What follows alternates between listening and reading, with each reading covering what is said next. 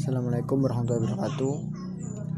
Kami dari kelompok 5 yang beranggotakan saya sendiri, Imam Mawardi, Afini Nurul Hidayah, Elma Kamila, dan Muhammad Anas untuk mempresentasikan materi fenomenologi agama tentang Jean-Paul Sartre, Passionate Description. Biografi Jean-Paul Sartre. Jean-Paul Sartre adalah filosof kontemporer dan penulis dari Prancis. Ia dianggap mengembangkan aliran eksistensialisme serta menyatakan eksistensi lebih dulu ada dibanding esensi. Artinya, manusia akan memiliki esensi jika ia telah eksis terlebih dahulu, dan esensinya itu akan muncul ketika manusia mati. Ia lahir pada tahun 1905 di Paris, Prancis, dan meninggal pada tanggal 15 April 1980 di Paris, Prancis. Ayahnya, Jean-Paul Sartre, meninggal ketika ia masih sangat kecil, sehingga ibunya pada akhirnya membawanya untuk tinggal di rumah kakeknya, Karl Sartre, yang merupakan saudara dari Albert Sartre. Secara teolog, doktor, serta filosof yang juga merupakan penerima penghargaan Nobel, kakeknya lah yang merupakan orang pertama yang mengenalkan Sartre pada literatur. Jean-Paul Sartre sejak kecil terkenal sebagai anak yang lemah fisiknya, sehingga Sartre selalu menjadi sasaran olok-olok temannya yang fisiknya lebih kuat. Karena itu, Sartre lebih sering menghabiskan waktunya dengan melamun dan berkhayal. Meskipun demikian, para guru Sartre mengenal Sartre sebagai anak yang cerdas dan mempunyai semangat tinggi untuk belajar. Kecerdasan Sartre yang diakui oleh guru-gurunya ini terbukti dengan banyaknya prestasi-prestasi yang diraih Sartre ketika dewasa, yang akan diuraikan berikut ini. Sartre menempuh pendidikan di Lycée Henri di Paris, namun kemudian pindah ke Les Louis Grand yang juga berada di Paris. Setelah itu, Sartre melanjutkan pendidikannya di École Normale Supérieure pada tahun 1924, yaitu perguruan tinggi yang terkenal, paling selektif dan sangat terkemuka di Perancis. Kemudian pada usia 21 tahun, yaitu tepatnya pada tahun 1926, Sartre menempuh ujian baccalaureate atau sarjana muda dan lulus dengan yudisium sedang, artinya tidak terlalu tinggi. Kemudian pada tahun 1928, Sartre tidak lulus dalam ujian untuk menjadi dewan pengajar. Namun, pada ujian di tahun berikutnya, Sartre lulus dan menjadi lulusan yang terbaik atau peserta terbaik. Jean-Paul Sartre juga sangat dikenal akan hubungan non-monogami yang dimilikinya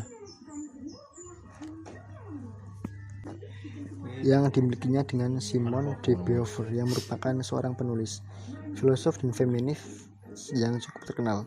Mereka berdua pertama kali bertemu pada tahun 1929 ketika mereka sama-sama tengah belajar untuk ujian nasional ilmu filsafat di Paris.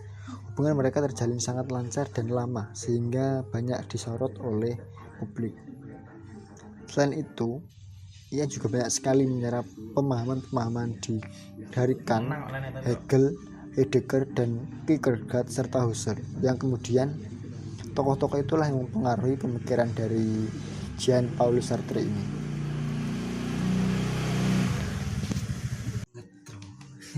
Fenomenologi Jean-Paul Sartre tentang negativitas. Gagasan filsafat Sartre adalah sebuah usaha untuk merekonsiliasi kutub subjek dan objek. Tendensi ini dimotivasi oleh pengalaman kehidupan Sartre tentang kebebasan diri.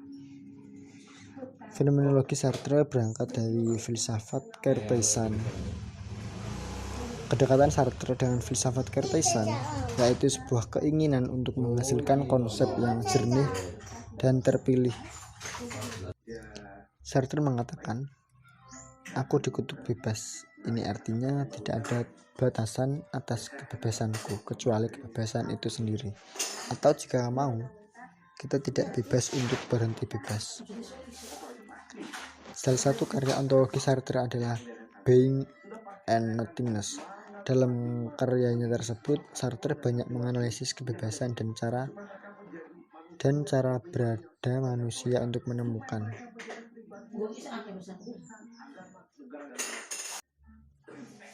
Sartre sebagai pemuda penggila filsafat dan wanita.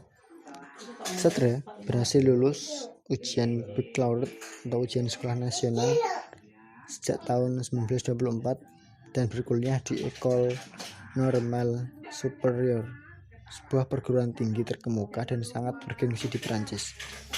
Pada masa-masa ini, Sartre mengembangkan pemikiran melalui diskursus filsafat dengan sesama mahasiswa di Café Lefbanc, Perancis.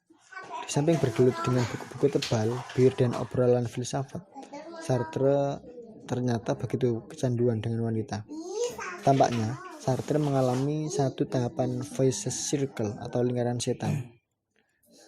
Berikutnya kebutuhan yang lebih berlebih akan afeksi dan cinta, yang mana tidak ia peroleh sejak ibunya menikah lagi. Dan begitulah yang terjadi. Banyak wanita terperdaya dan terpikat oleh intelektualitasnya, karena pada saat usia mudanya Sartre ini terkenal sangat cerdas dan dengan berbagai pemikirannya. Nah, daya tarik Sartre inilah yang jauh mengungguli keburukan wajahnya yang kodok. Ini menumbuhkan kembali kepercayaan diri Sartre, terutama daya rayunya yang sejak kecil selalu meyakinkan dirinya. "Aku jenius," katanya.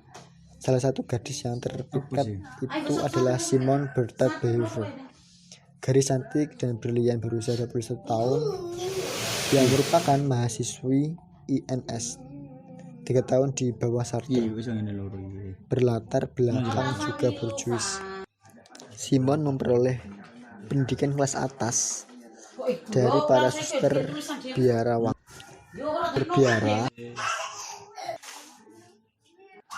Perkenalan Simone dan Sartre sendiri terjadi tahun 1928 ketika Sartre berusia 24 tahun.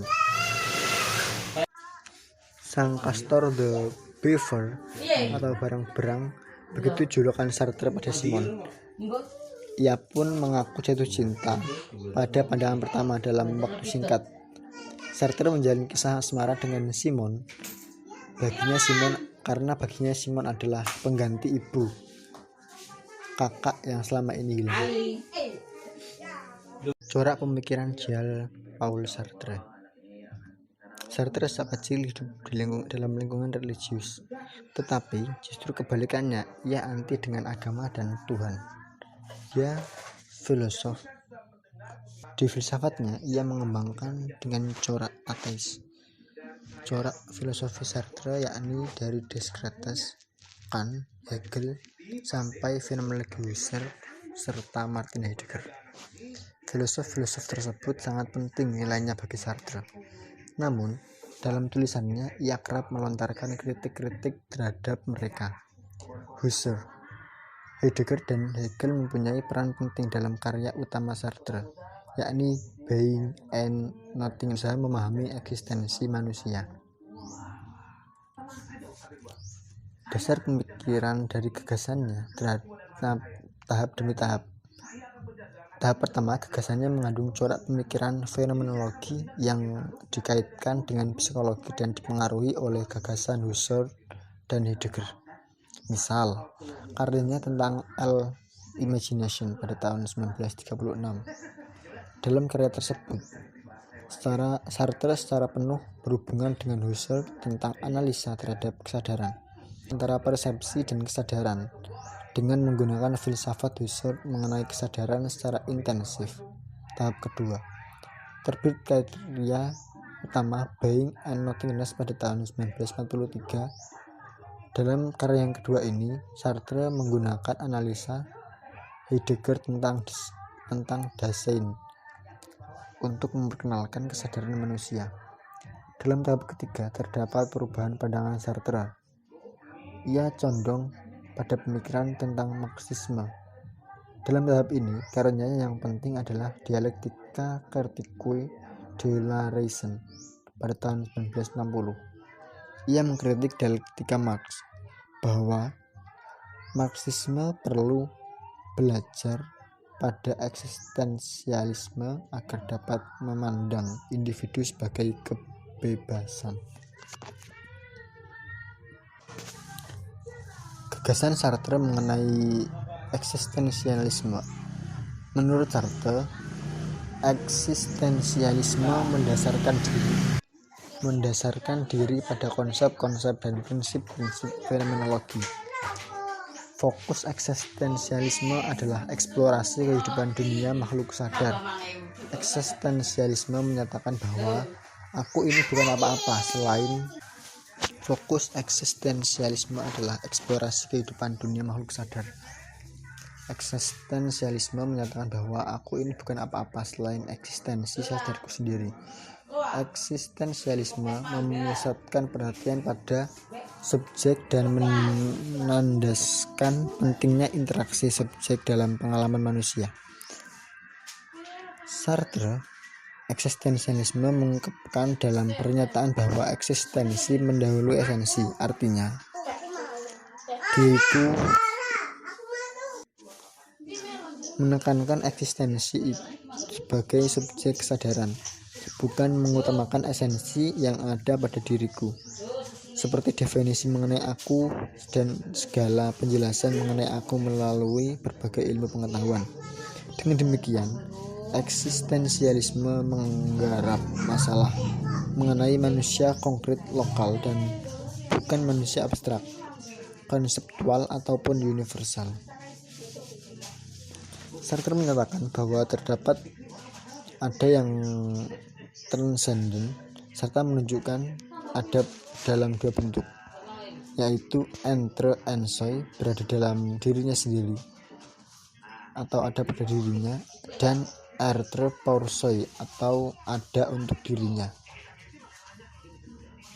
atau ada bagi dirinya. Entre en soi, berada dalam dirinya sendiri, identik dengan dirinya. Entre en soi tidak aktif, tidak pasif, tidak afirmatif, dan tidak negatif. Entre en soi tidak mempunyai masa silam, masa depan, tidak mempunyai kemungkinan ataupun tujuan. Entre en soi sama sekali kontingen, artinya ada begitu saja, tanpa fundamen atau hal yang mendasar, tanpa diciptakan dan tanpa dapat diturunkan dari sesuatu yang lain. Entre en soi disebut sebagai ada yang tidak sadar atau non sadar being, sehingga ia tidak mampu memberi makna pada eksistensinya. Entre en soi adalah benda-benda objek yang mana ia memiliki kesatuan dengan dirinya sendiri. Sedangkan entre pour soi atau makhluk untuk dirinya sendiri, ucapan benda dan berbeda secara radikal dengan entre en soi. Entre pour soi memiliki ciri khas negativitas. Menurutnya, entre pour soi kesadaran berarti suatu jarak bukan identitas. Entre pour soi adalah ada yang berkesadaran. Bagi Sartre, manusia adalah makhluk yang membawa ketiadaan. Aktivitas entre pour soi adalah menidak apa yang ada. Sartre menyimpulkan bahwa ketiadaan muncul dengan meniadakan dunia. Jika dibandingkan kedua cara tersebut, entre en soi sama sekali tidak mempunyai relasi dengan entre pour soi, sedangkan entre pour soi mempunyai relasi dengan entre en soi, yaitu menidak entre en soi.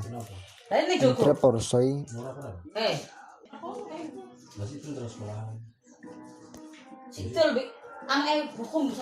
Gagasan mengenai kesadaran manusia. Sartre mengungkapkan bahwa keberadaan manusia pada keberadaan yang terlempar begitu saja, tanpa manusia yang menghendakinya. Sartre melihat tidak ada yang lebih menakjubkan dalam hidup ini.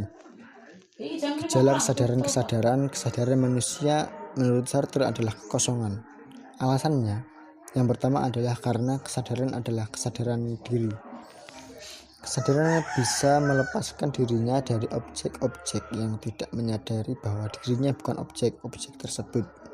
Yang kedua, kesadaran adalah kekosongan karena dunia seluruhnya berada di luar dirinya. Serta mengungkapkan adanya 3 sifat kesadaran manusia. Yang pertama, kesadaran bersifat spontan, artinya ia dihasilkan bukan dari ego atau kesadaran lain. Ia menghasilkan dirinya sendiri. Kedua, kesadaran bersifat absolut, artinya kesadaran tidak menjadi objek bagi sesuatu yang lain. Kemudian yang ketiga, kesadaran bersifat transparan, artinya menyadari dirinya. Kesadaran diri merupakan eksistensi manusia yang membedakan dengan eksistensi benda-benda manusia. Manusia menyadari bahwa ia menyadari dirinya ada. Dunia, benda-benda membantu dalam kesadaran diri manusia. Tanpa adanya benda-benda atau ether and soul yang kita pelajari tadi, maka kesadaran diri manusia tidak mungkin tercapai. Sartre juga membedakan gagasan kesadaran manusia dalam kesadaran prareflektif dan kesadaran reflektif. Kesadaran prareflektif adalah kesadaran yang langsung mengarah ke objek tanpa usaha untuk merefleksikannya. Kesadaran prareflektif disebut juga sebagai kesadaran yang tidak disadari karena subjek tidak sengaja memperhatikan pada objek dan proses kesadaran. Misalnya, ketika saya membaca buku, kesadaran saya tidak pernah pada perbuatan saya sedang membaca, melainkan pada bahan buku kesadaran. Kesadaran saya tidak terpusat pada perbuatan saya yang sedang membaca, melainkan pada bahan atau isi buku tersebut. Kesadaran reflektif adalah kesadaran yang tidak disadari menjadi kesadaran yang disadari. Dalam kesadaran reflektif, subjek merefleksikan apa yang disadarinya. Misalnya, dalam kesadaran reflektif, kesadaran saya tidak lagi terarah pada buku yang tadi saya baca, melainkan pada perbuatan saya ketika tadi saya membaca buku. Pada umumnya, orang mengarahkan kesadarannya pada objek, bukan pada diri dan apa yang diperbuatnya. Kemudian, manusia memahami diri dan tindakan-tindakannya dengan kesadaran reflektif, dengan merefleksikan apa yang diperbuatnya. Manusia dapat memahami makna dan tindakan-tindakannya dan membawanya kepada pemahaman tentang dirinya. Dengan kesadaran reflektif inilah manusia menjadikan dirinya tidak hanya sebagai makhluk yang larut dalam objek, tetapi menyadari bahwa ia mengingat suatu objek adalah suatu objek dan mengabaikan yang lain. Relevansi pemikiran Sartre. Sartre ingin menempatkan bahwa keberadaan manusia di dunia memiliki berbagai kemungkinan untuk mencapai kepenuhan eksistensinya. Kelebihan manusia dari makhluk lain adalah manusia selalu memiliki pilihan dan berkemampuan untuk memilih. Manusia tidak diarahkan oleh sesuatu di luar dirinya. Manusia sendirilah yang menggerakkan dirinya. Dan dia sendirilah yang menentukan apa yang akan diperbuatnya dan apa yang akan dilakukannya, serta dirinya sendirilah yang mempertanggungjawabkan apa yang sudah dilakukannya. Kesadaran manusia didasari oleh keberadaan dirinya yang memiliki begitu banyak kemungkinan untuk memaknai dunia dengan berbagai cara. Keberadaan manusia adalah être pour soi, atau ada bagi dirinya sendiri. Maka dari itu, manusia bisa mengarahkan dirinya kemana saja, melakukan apa saja, dan menjadi apa saja. Keberadaan atau eksistensi manusia ini memungkinkan dirinya memilih sesuatu berdasarkan kebebasannya. Kesadaran manusia membuat dirinya tidak pernah terbendakan. Artinya, manusia tersebut bebas. Sartre mengungkapkan esensi dari kesadaran adalah kebebasan. Jadi, Sartre di sini memaknai bahwasanya manusia ini adalah sesuatu yang dapat menentukan dirinya sendiri dan dapat memilih jalannya sendiri. Tidak seperti benda yang mengikuti kehendak dari pemiliknya.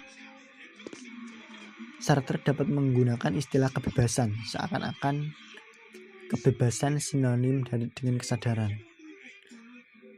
Atau dalam hal ini Sartre memiliki gagasan bahwasanya kesadaran dan kebebasan itu adalah kedua hal yang tidak bisa dipisahkan.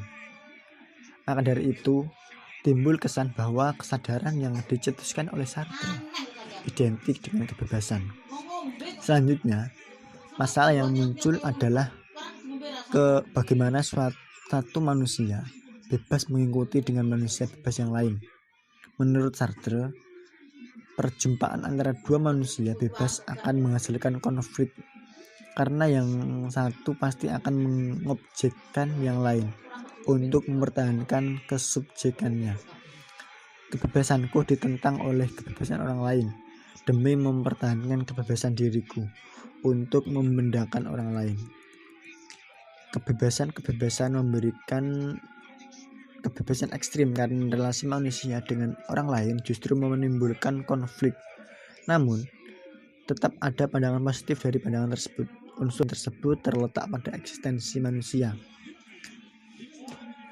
Keberadaan manusia yang sejati yang merupakan produk dari perbuatan-perbuatan bebas manusia.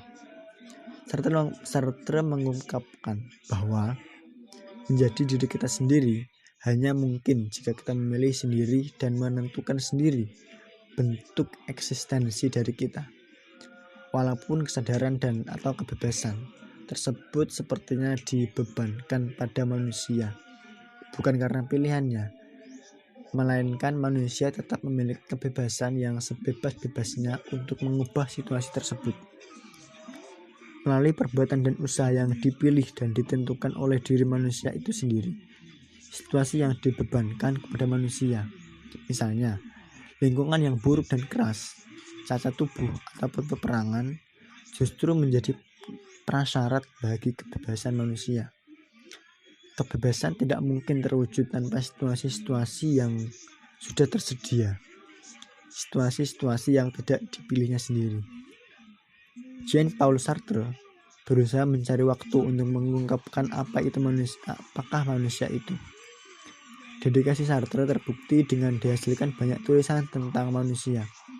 Tidak hanya dalam bidang 62, namun juga dalam karya novel, roman, drama, dan sebagainya. Karya-karyanya meyakinkan manusia bahwa mereka adalah makhluk yang menakjubkan. Manusia memiliki kesadaran yang sebebas-bebasnya untuk memaknai keberadaan dirinya sendiri di dunia. Sartre mengajak manusia untuk menyadari bahwa kebebasan yang dimiliki oleh manusia sungguh-sungguh. Gagasannya tentang kebebasan ini menjadikan dirinya dipandang sebagai seorang yang ateis atau tidak percaya akan adanya kuasa Tuhan. Sartre berkata, seandainya Tuhan ada, tidak mungkin saya bebas.